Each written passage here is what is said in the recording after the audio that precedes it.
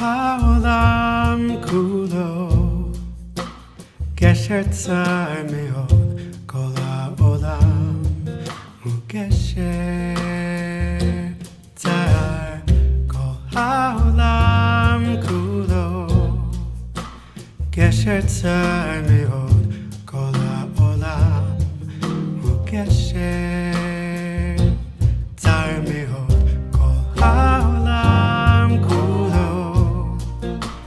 גשר צר מאוד, כל העולם הוא גשר צר, כל העולם כולו גשר צר מאוד, כל העולם הוא גשר, והעיקר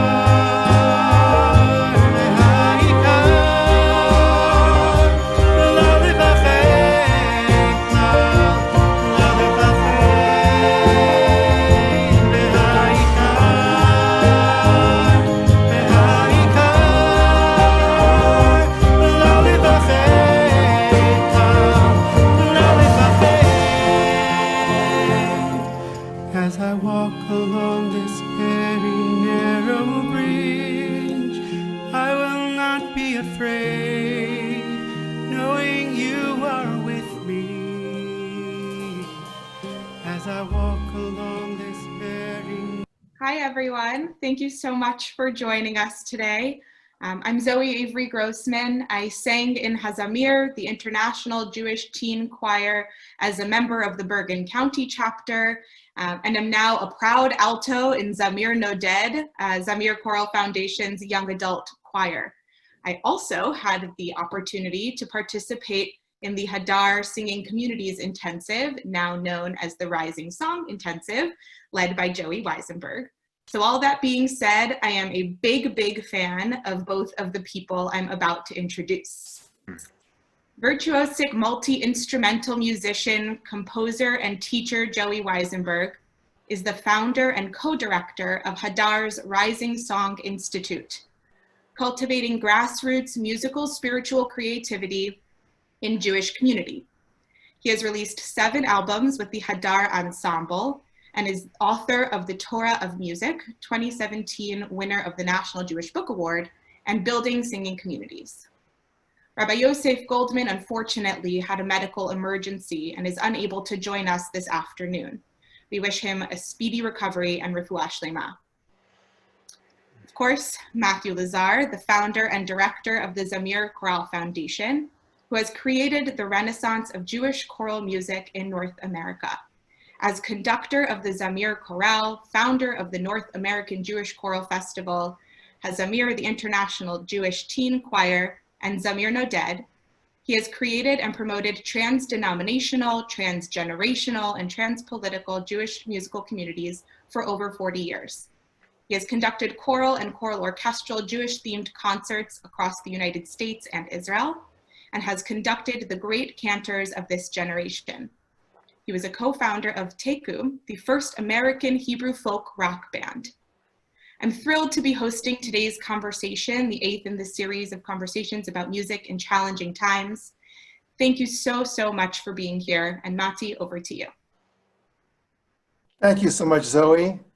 Thank you, Joey, for being with us, and thank you all for being with us.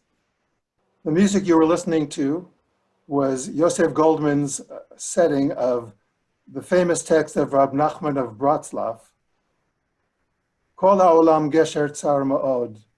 The entire world is a very narrow bridge. V'hi'ikar lo lefached klal, but the most important thing is not to be afraid. There could be no greater sentiment more appropriate for the challenging times and the crisis that, as Americans, we are facing today. Joy, I always want to ask you this. Why is it that when we read a profound text, like Rab Nachman of Bratslaw's text, why is it that when we read it, it's not nearly as powerful as it is when we hear it sung or when we sing it ourselves, regardless of who wrote the music? Wow, thank you. It's an amazing question. And it's really been this, for many of us, I mean, many of us in this room, by the way, I was just looking around and seeing some folks who are here, and I want to just say hi to everybody. Such a lovely group of people, many friends and many people who have inspired me, and it's an honor to be a part of this.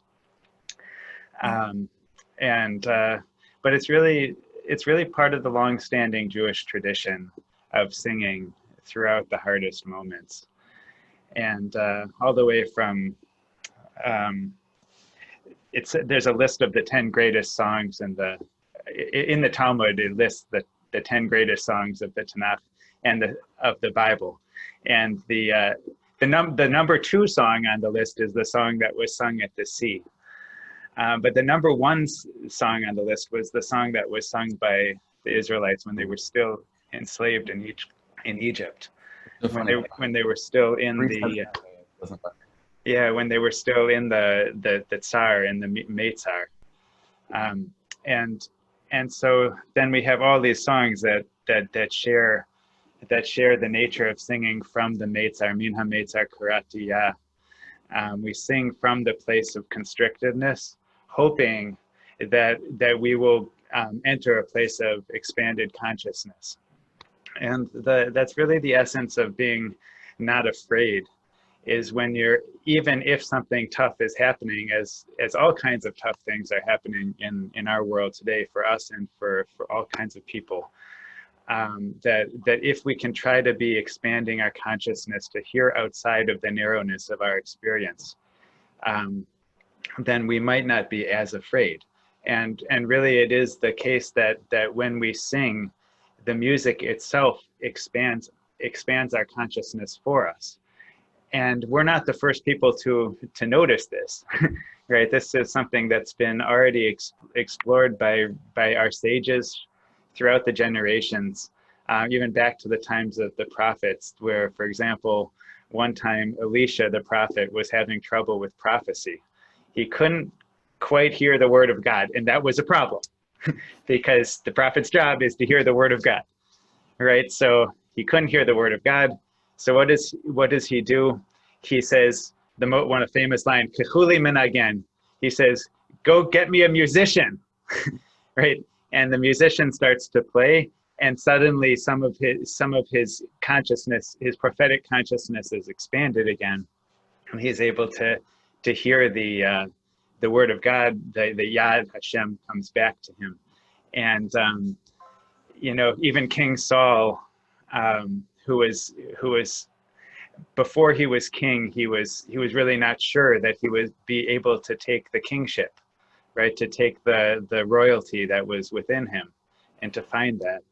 And so he was told, you'll come to a hillside, and in front of you will be a bunch of musicians, okay? And behind the musicians trail the prophets, okay? So this was well known in ancient times, that if you wanted prophecy, you had to have music leading the way.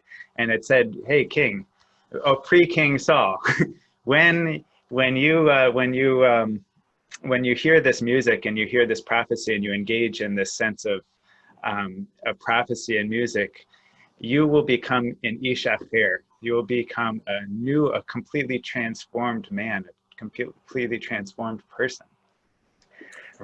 And so that's the idea. I mean, I'll just finish that if this was true for the prophets, all the more so it's true for us.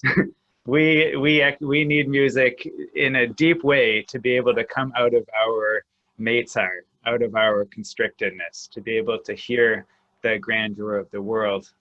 And we also, you know, it was only one person who, according in one of my favorite things from Mary ibn Gabai in the 16th century wrote, he was a Spanish mystic. He said, in fact, every single prophet needed music. Every single person needed it except for one person, one prophet, and that was Moses. Moses, he didn't need it. Right? He didn't need too much else. But wasn't he lucky? Because Moses himself was awash in song. He sang the song of the sea. He got to hear the divine song as he was on top of Har Sinai, and he brought it down with the Torah, and he brought that, which is now what we call the Torah tropes, right? It was like he was awash in sound, but he didn't even need it.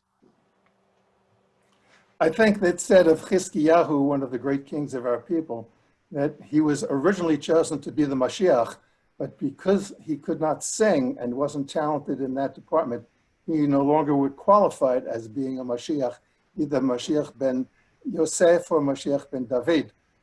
I think everyone here appreciates your passion and our own passion for how music can transform lives and be a gateway to spirituality. I'm asking you to share, how is it that music can affect all these things? With all the, is it the melody? Is it the rhythm?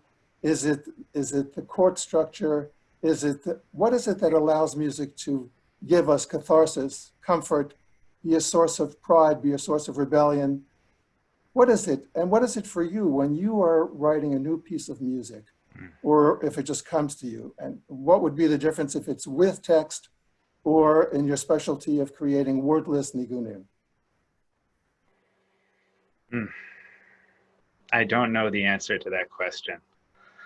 I don't know how music works its magic. I don't know. And we don't know throughout the ages what music people were listening to. We don't know what the musician who played for Elisha the prophet was playing. We don't know what the sound of David's harp was like. And we know today our limited slice of music that we happen to encounter. And for so many different people, that music is quite different and still has the same impact. And I see, you know, music in a sense is a lot. You imagine yourself around a wine jug, right? And on my side of the wine jug, I have a drill, and I'm drilling in, and I make it just through, and then the sweet wine starts to pour out, okay? And I collect it and drink it, and I think it's great.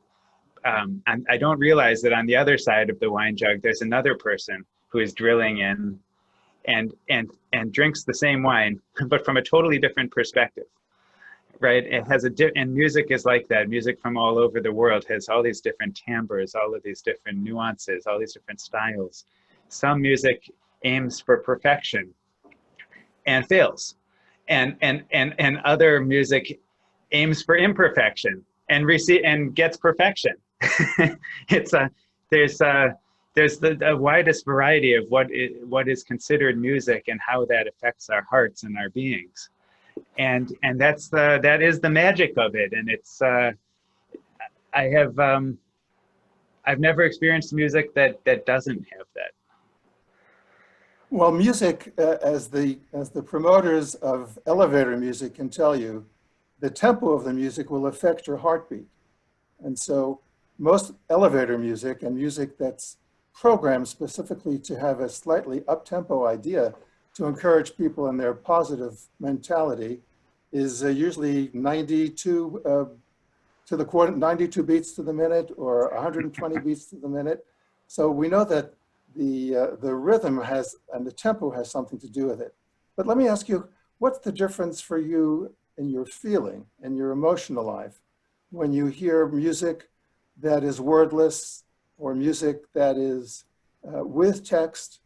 And I can throw another one in there, which is, as an instrumentalist, how it feels different for you then when there are no words and you're part of the larger ensemble. How does that fit into your spiritual life? Yeah, well, I mean, those are a lot of questions there. How to do, there's the pshat level of music, and there's the drash level and the sod level of music. Those are the simple levels, and the complex exploratory levels, right? And um, many people, like some of the greatest rabbis, like Rashi, spent their entire time really interested in the most basic level of the text. What does the word mean, right? And for many of us, we're really excited about living into like the particularities, like what is the temple? Is it 92 or is it 91? Right? Which and that's like a never-ending quest to understand the pshat level, like what is going on, like the basic level. And then there's the levels of remez, the hint at something that's beyond. I think of the in music, I feel that when we get together and sing together, that's where we start to get a hint of something beyond. Because by listening to each other, we start to realize that there's different ways of encountering music and different ways of encountering life, and that those are all real, and that our job as musicians is not necessarily to become great singers at people, but possibly our real job as musicians is to learn how to hear the energy and the power of each other. I still feel that is basically the second level up, where you start to get a feeling for what's possible beyond yourself and the particularities of music. And in the third level, you start to of drash, you start to expand beyond the known canon, right? So like rather than only playing the music that was passed on to you, you say, like, just like the great midrash writers who said, hey, look, there's some blanks in the story there, let's fill it in. And or what they wrote in that generation is amazing, and it also doesn't answer all the questions of our current generation, right? Or whatever it is, and every generation comes up with a new part of that. And in the sod level is the secret level, the secret where we actually don't know what's going on. But what I would say is that the entire process of lifting up through that pardes of song is the process of expanding our consciousness, of expanding our ears, which we do, as I hopefully do more and more as we get older and more experienced, although kids can do it sometimes better than any of us, is to be able to hear the songs that are being sung by all of creation, and to be able to hear the songs that are being sung by the frogs, and that are being sung by the oceans and by the birds, and to hear them like King Solomon could. He had a lev shomea, a heart that could hear. And that's the secret level, that music is supposed to open us up towards a sense of communion with the entirety of being, of existence. I like what you said about listening, and that's one of the great joys of choral singing. Chorus being a paradigm of community where everyone contributes, each in their own way. And the secret of four-part harmony, of course, is that all four parts need to be listening to each other in order to really achieve the higher goal. But there's an aspect of the music making, especially as it leads to spirituality and maybe communion with the eternal, the Ein Sof, or the infinite, and that would be silence. So I know that you know the aphorism, maybe it comes from the Zohar, I'm not sure, that silence is better than text and music is better than silence. What is the interplay for you of those three items? Right. Well, what we sing on, as you know, as like we sing on Rosh Hashanah and Yom Kippur, we sing Uveshofar Gadol Yitaka. First, you hear the sound of the great shofar, and it blows. That's the shofar that was the very super loud shofar that was created all the way at the beginning of time, right before the first Shabbat, and was then appeared at Mount Sinai and will appear again at the end of time. The great shofar is sounded, and it's very, very loud. And in a sense, we as a community we get together and we sing very loud. And that loudness organizes, like it blasts us out of our complacency, right? That it's like, if you're just going down the kind of unthinking world that many of us, like path that many of us are on most of our existence, we're just kind of going along. The shofar comes on, it's like, boom, let's like wake up, right? But then the ultimate sign is not that you just make loudness. The ultimate is that you then hear the next line, which is Uvekol Dmama Daka Yishama, that then you can hear the still small voice, right? And those two things, the bigness precedes the quiet, right? And those, they symbolize the two different aesthetic, spiritual extremes, right? And these things happen in our greatest moments, like at Mount Sinai, and like for Elijah at the cave, and different places where these archetypes come up. And our job is to hear is to do something that's big enough to push away the humdrum, and instead then to be able to hear the still small voice, which is the voice of truth, and the voice of nuance, and the voice of beauty, and the voice of Hashem, so to speak, speaking to us, right? It's the voice of the people who are not heard in the world. It's the voice of nature that we pave over, right? It's the voice of ourselves telling the truth that we need to hear. It's the voices of the people around us who are trying to tell us something, or who are trying to make the world better, but that we need to hear that voice. And that voice often doesn't come like a shofar. Often it comes with subtlety and grace. And so that again is the purpose of the shofar. The purpose of music is to allow us to hear the quiet. I mean, very practically speaking, I love extended moments of quiet, and I love to lean into extended moments of awkwardness. You'll see this from time to time.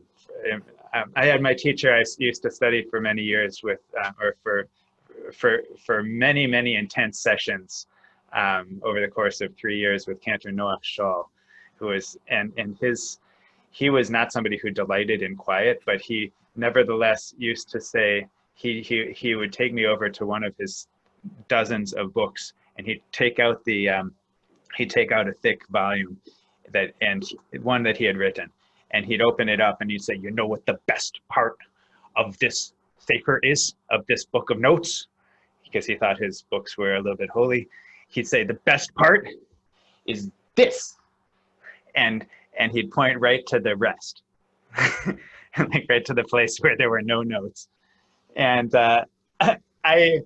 he was joking, and also I think it's a lesson that's very important to me. That was a great imitation. That was a great imitation of Noach Shaul and his demeanor. So thank you for that. Those of you who never met Noach or benefited from his wisdom, I think you got a great taste of it just now from Joy. Just crossing over for a moment into the classic music field, I say classical with quotation marks. John Cage famously wrote a piece called Silence, in which for 4 minutes and I think 22 seconds, absolutely nothing happens except the pianist is sitting at the piano. And talk about awkward silence for people who don't know what the piece is about to bring out. But slowly but surely, everybody hears the rustling. Everyone hears the bird at the window. Everyone hears the person next to them coughing out of nervousness or out of something else. And slowly but surely, people achieve some, I wouldn't say it's a meditative state, but they achieve some element of consciousness. Except one time, I have to share this, when I was in college, a fellow pianist performed this piece, so to speak, at the piano, and with 10 seconds left, his elbow slipped and he hit the keyboard, and everybody started laughing. So I want to ask you about the silence. Because you're a performer and also a shaliach tzibur, and it's happened to me many times in my dual role that way too, what happens when the music leads you not necessarily to a kol d'mama, but to an epiphany? When you're performing or you're a shaliach tzibur, you cannot follow and meditate on that epiphany. When you're the listener, you surely can. But when you're performing, it's very difficult to do that.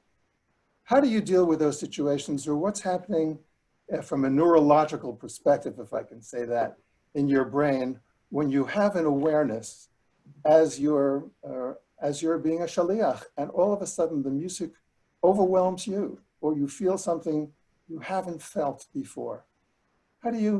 What's your experience in that?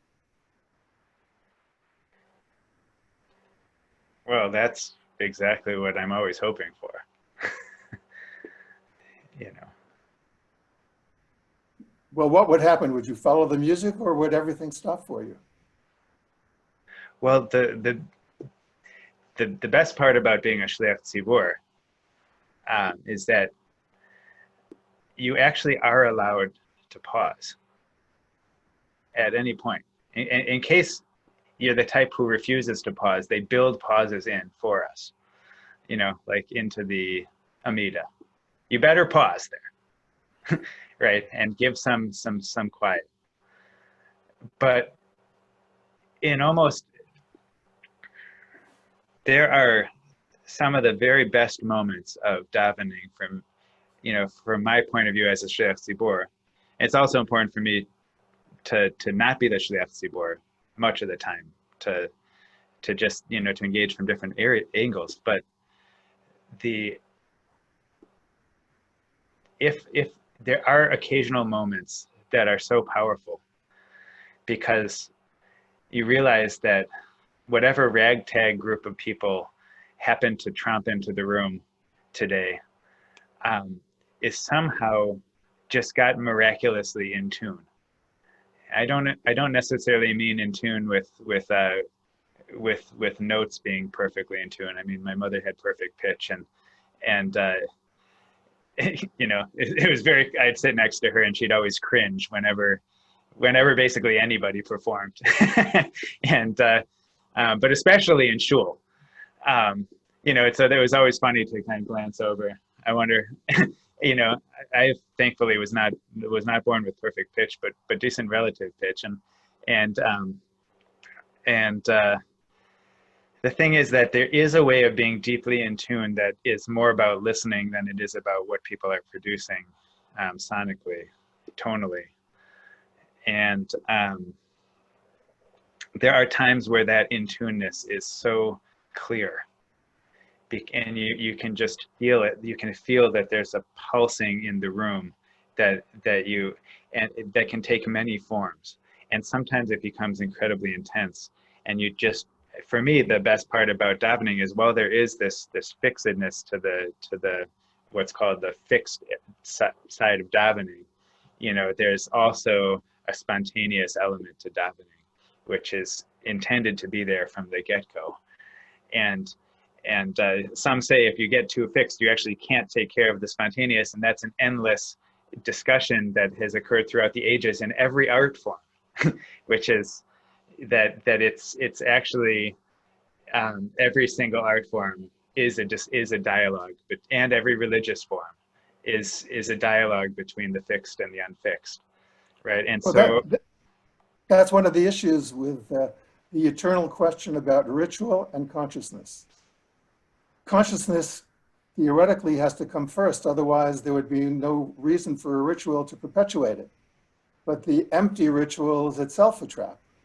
And that's the dialectical nature of the Naaseh and the Nishma that we're continually struggling with and hoping to be fresh.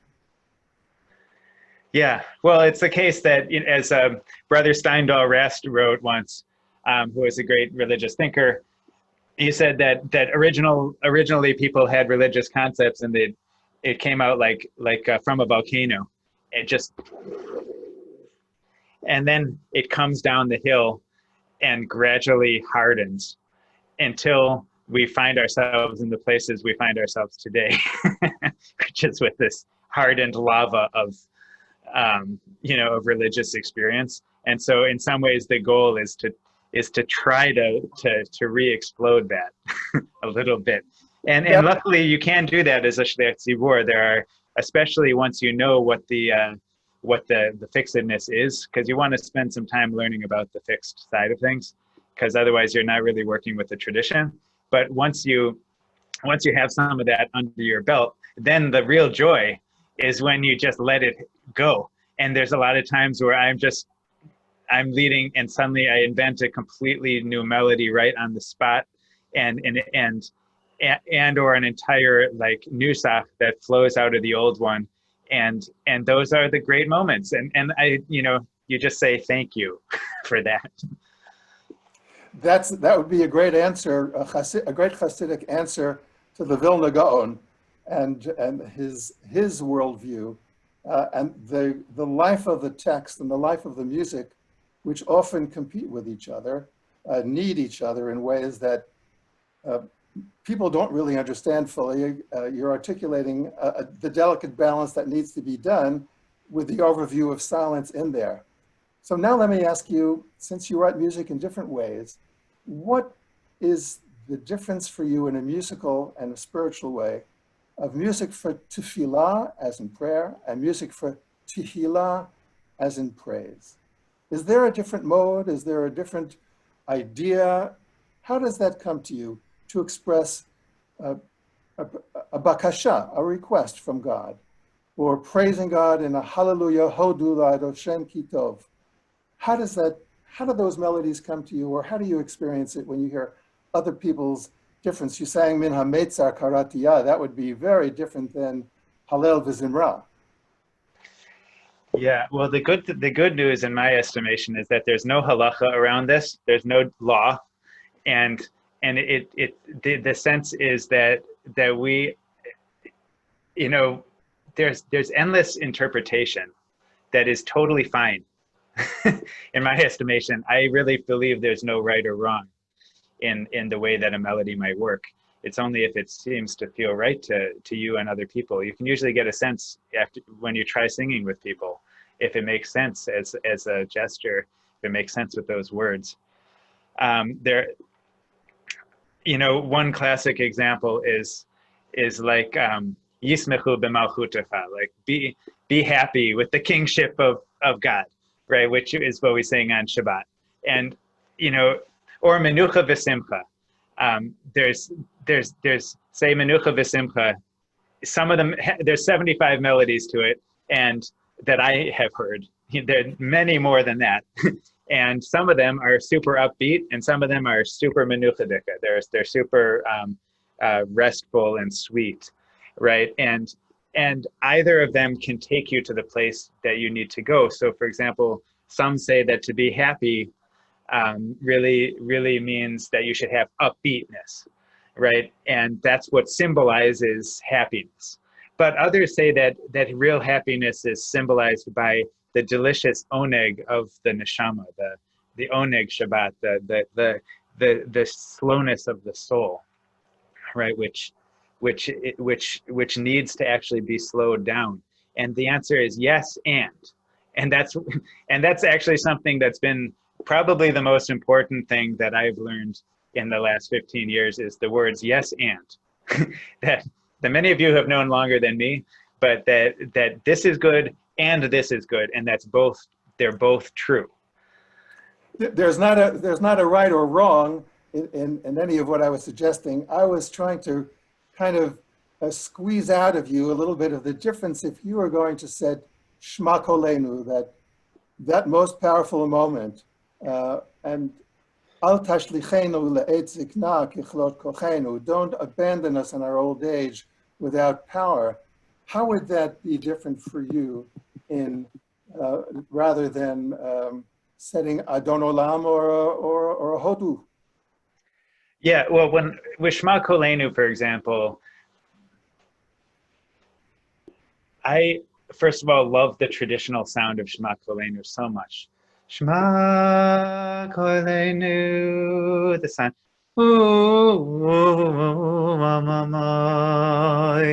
And really like like it's very pleading. It's very pleading. And when I was growing up, I heard that pleading sound from the chazonim that I grew up with, and also from Rabbi Michal Twersky, who was a big influence musically on me because of his amazing nigunim in Milwaukee, where I grew up. And but across town, on the other side of town, there were all these blues clubs. And in the blues clubs, people were singing about entirely different subjects, but they were singing with the most longing and heartfelt depth of pleading that, you know, so, and I grew up playing guitar in those places, and smoky bars that were, I can't believe my mother ever let me go there. But they had perfect pitch, so it was okay with them. They had perfect intention. It was you know, I learned from the blues bars a lot of things, but one of the things that I heard in those bars was the willingness to play the same pattern over and over again for 4 hours, 5 hours in a row, the same 12-bar blues, just the same thing. Sometimes it was slow and it was deep, and other times it was fast and dancing. But so when I sing Shema Kolenu, there are times where the blues comes out through that, and it's Shema Kolenu, Hashem Elokeinu, Chus v'rachem aleinu, v'kavel v'rachamim, etc. Hallelujah.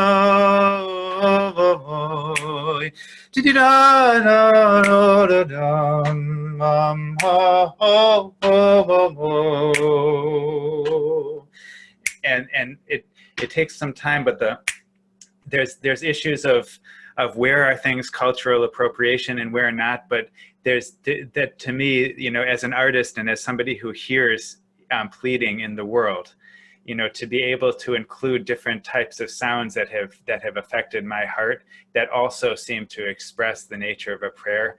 Something that Aryeh Bernstein, who's a great Baal Tefillah, that taught me a lot, has also been exploring, is from the south side of Chicago, the sense of putting the passion of the blues, for example, into a heartfelt pieces. There was a great illustration, and I was noticing and happy to enjoy that you really couldn't sing all the way through that without getting the rhythm section involved with your hands.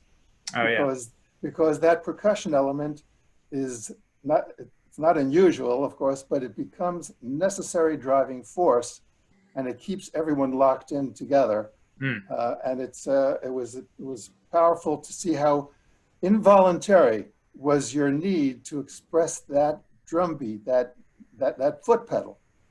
So, yeah, those things can't be separated.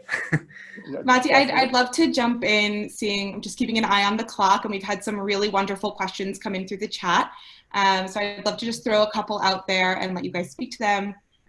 First, we had one question come through about current times and how to be an effective Shaliach Tzibor without the feedback of a present kahal, whether it's as a Shaliach Tzibor or some kind of musical experience via Zoom. Yeah. Mm-hmm. Joey, you're the Shaliach Tzibor here. I'll jump in and spare you for a moment. The unfortunate circumstance that people who love to sing are facing now, with the power of Zoom and the lack of ability to be near each other and sing together and hear each other, is that it really forces, it's like enforced enforced self-observation. Yes, you can sing along with other people. And yes, it's powerful in some way. It highlights what we're missing. The presence of our singing to ourselves highlights to ourselves exactly what it's missing. And if I have a fear, my fear is that after all this is over, people will forget very quickly what it is that we now appreciate that we've lost. Mm-hmm. And what is our halacha and what is our naaseh for keeping people in touch with what they've been missing, while at the same time enjoying and encouraging them to feel what they have regained. So,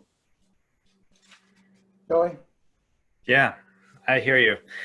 There's no best practice in terms of being about tefillah in this time. You know, nobody knows what the heck we're doing. It's a bunch of experimentation. All I can say is that for the people out there who tune in online to try to daven together, that many people really, and I haven't actually led davening online per se, but I do sometimes get together I get together with some people and I kind of sing at people, and which is deeply not the way that I feel is the goal of being a shliach tzibur. If anything, the whole point of being a shliach tzibur is to really to be the messenger of the people, and to be able. The real shliach tzibur is not singing at people. The real shliach tzibur is collecting the prayers and the good intentions, as Nachman says, the good points within each person, and bringing them in to the prayer, right, and trying to channel all those upwards. Along the ladder of song, right? And it's, that is very hard to do in the unidirectional concept that is our capacity right now online. Mm-hmm. And on the other hand, I deeply agree with what Mati is saying, which is that for me personally, having spent about 15 years going around the world and singing with communities, and having felt a lot of the power of the collective, this has been a really nice opportunity. You know, it's been a really nice opportunity to step back and say, okay, so what is there without all of that hubbub? Mm-hmm. You know, what is there that's contained within me? And I know that I have friends and family who have been realizing that same thing. Where is the quietness? And I really agree with what you're saying, Mati, that I hope that we are able to take that quietness and that those newer awarenesses that we come from breaking out of the familiar, and to bring them with us when, you know, we are, God willing, able to all gather together again. What you just said is making me think of the difference, especially as it first occurred in the conservative movement, when the Chazan changed from davening facing the Aron and turned to face the congregation. And in my travelings as a conductor in many shuls, for all four movements, I would especially notice the difference in the kavanah. Not that there was less kavanah, but there was a different aspect of kavanah, the focus and the intent, when the Chazan was facing the Aron and could tune everybody out and was telling God what the people want, as opposed to facing the congregation and as a result being part of the congregation. Right. Well, those, you know, I will just, you know, I'll say that my personal solution to all of that, when community is possible, is to go the much older Jewish route, which is I will not lead davening from a bima at all, from the front of the room, facing away. It's for me, I cannot actually fulfill my role, in my opinion, for myself as a shliach tzibur, unless I am right in the middle of the throng of people, which puts me sonically in terrifically difficult territory. but it puts me very close to the breathing and the feeling and the power of the people. And to me, that's the only way that I can actually really hear what's going on, and not just hear, but feel what's going on in a room. So, you know, to me, that is the essential difference for me between davening and performing. There are times where it's very important I often perform that way as well from the middle of the room, but I know there are times to be on the stage, which is, and you know, something I obviously deeply appreciate about Zamir is that there's a stage version of singing which is just so beautiful, you know, and there's certain things that you just can't do with a unless there's some detachment, and that's a perfect example. The counter example, though, is the Kohanim. Okay. You mean the ones who can't sing, and therefore So my favorite thing, you know, like, as I would say, Zamir is kind of the example of the type of music that strives for perfection, right? It may or may not, like many top level music that I've been a part of, when we're striving for perfection, we never get there. Like, there's always more work to be done, right? On the other hand, on the other side of the spectrum is the Kohanim. They get up there for the duchening, and you say, Yivarechecha, and in 12 different keys, competing keys, quarter tones, everything comes back, Yivarechecha, and you have no idea what they're doing. That's why the Levium are the musicians. Exactly. So that's why the Levites were the singers.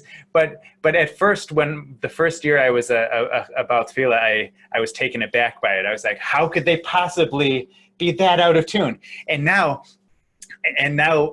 I look forward to this moment more than anything in the year. Like, what are they going to do this time?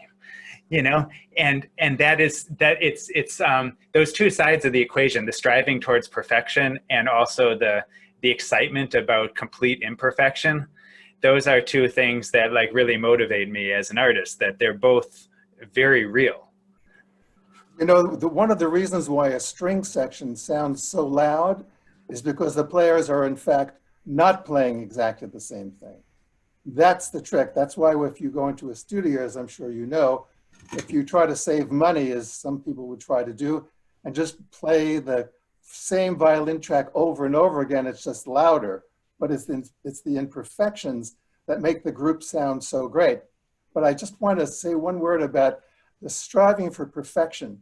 When Zamir or any of the other performing groups within the foundation appear from the stage, there is direct, and I feel it on my back, the energy between the performers and the audience. This is not just me, this is every great classical performer will tell you about that too. Right, yeah. And the struggle for perfection is, there's only one echad. We're not perfect. We're trying to get there. And when it comes to trying to evoke perfection, no one will match Mozart or Bach, no one can. But there's something of that kind of perfection which lets people release, relax, and let their souls be elevated from that perspective. Amen. Amen. I'd Zoe. love to jump back in and ask another question. I just want to be respectful of everyone's time. We had a few questions come in about how you reconcile the desire to preserve traditional nusach with the desire to create new melodies for tefillah. So how do each of you see the art of informal communal singing and SATB choral music contributing to the future of Jewish music? And where does traditional chazanut play into this as well? Yeah, did you want to take that?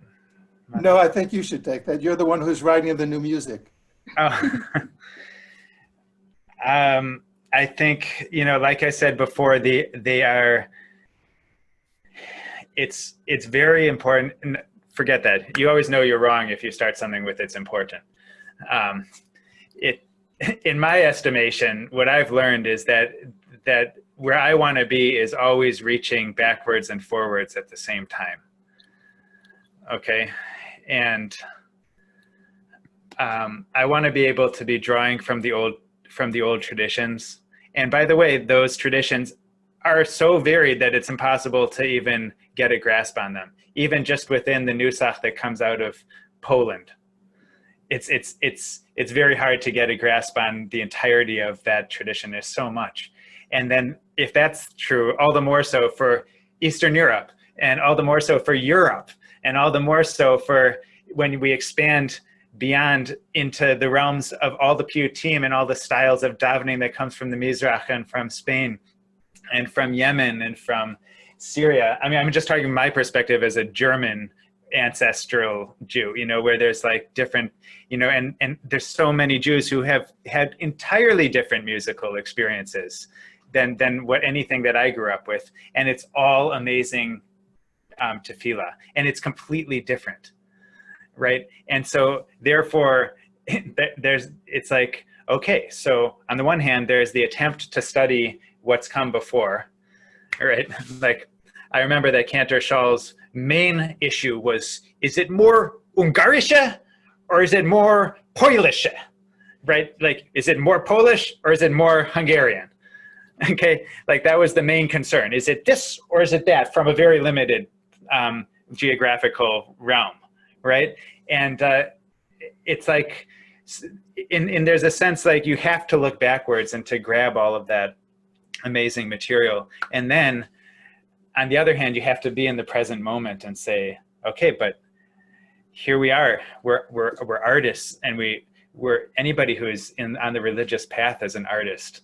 It takes incredible artistry, omenut, to be able to say amen, or to have emunah, you know, like anybody who is working on the path of emunah, of faith, so to speak, is serving as an artist, a cultivator. And you have to be able to listen to what's going on in the soundscape, in the dreamscape that is directly around us. And so therefore, this sense of, okay, so when 4-part harmony comes together, it's just the most amazing feeling ever, right? And one that I've, you know, had mixed levels of success at. But when the cry of the chazan is heard, the chazan is supposed to be the one who has the chazon, as Rabbi Nachman said, who has the vision. The two words are the same. That the chazan's job is to bring vision to the community through his or her versions of prayer, right? And then, you know, the songs that are being written are the outpouring of people's hearts. They're the overflow of the cup of tradition, right? So in a sense, for me, the songwriting comes from a place of filling the cup with old stuff and then letting it pour out. And when it overflows, and that's the job of any vessel, any kli, or kli zamer, your klezmer, your job is to hold old songs, and any bowl's job is to hold and also to pour, right? And so we assemble all of the traditions that have come before us, we put them in our kli, in our vessel, and then we let that kli of zamer, that klezmer, tip over, and it pours out in new ways. And those are the new songs that come out of us, and every one of them is right.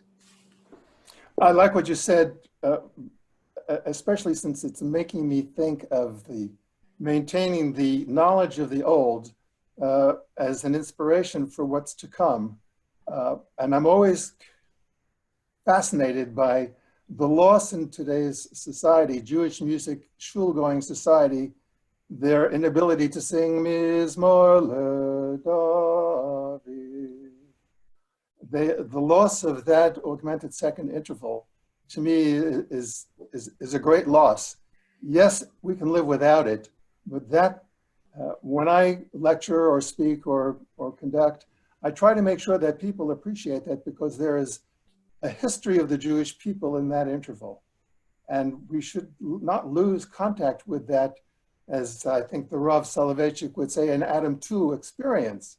We should not only make it a happy clappy, but something that really speaks to the torn nature of our hearts. Wonderful. I'd love if you both could speak about your relationships with nigunim versus formal choral music, and just what your relationships with both of those are, kind of which you maybe favor one over the other. I'll start, Joy. They're both great. I come from a Misnagdisha family, but a music-loving Misnagdisha family. So I appreciated, and I did a few records with the Babar V'Chasidim, and there's nothing like, not necessarily the repetition of the same tune over and over again, although there's a lot to say for that, but the genuine love of humanity, as Rav Kook would probably put it better than me, and the love of the joy of life that comes out of a wordless nigun, much less a nigun that's connected to a specific text, and the repetition which lets people peel off the layers of their inhibitions, their learned inhibitions. And there is something so powerful about that. And there's something very powerful about singing in unison. There's no doubt about that. I miss hearing a chord every now and then if I don't get it, but I'm content to hear the chords in my own head without having to provide them for other people. Although, you know, the old Chazanim would never, you know, the joke about the Chazan who goes to heaven and God says, would you daven? And the Chazan says, no, I can't because I need my bass and my alto to sing with me. And that's, there's a truth and a joke in there too. But for me, the great Chazan. Right. But for me, the greatness of choral music is that it gives everyone an opportunity to be themselves in the service of the greater good, and let everyone experience the vast difference between humanity, all producing harmony.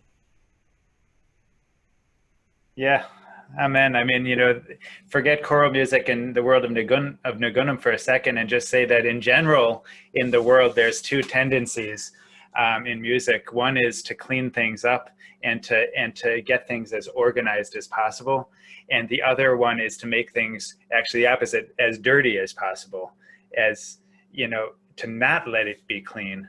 And that both of those are kind of poles that we can live between as musicians.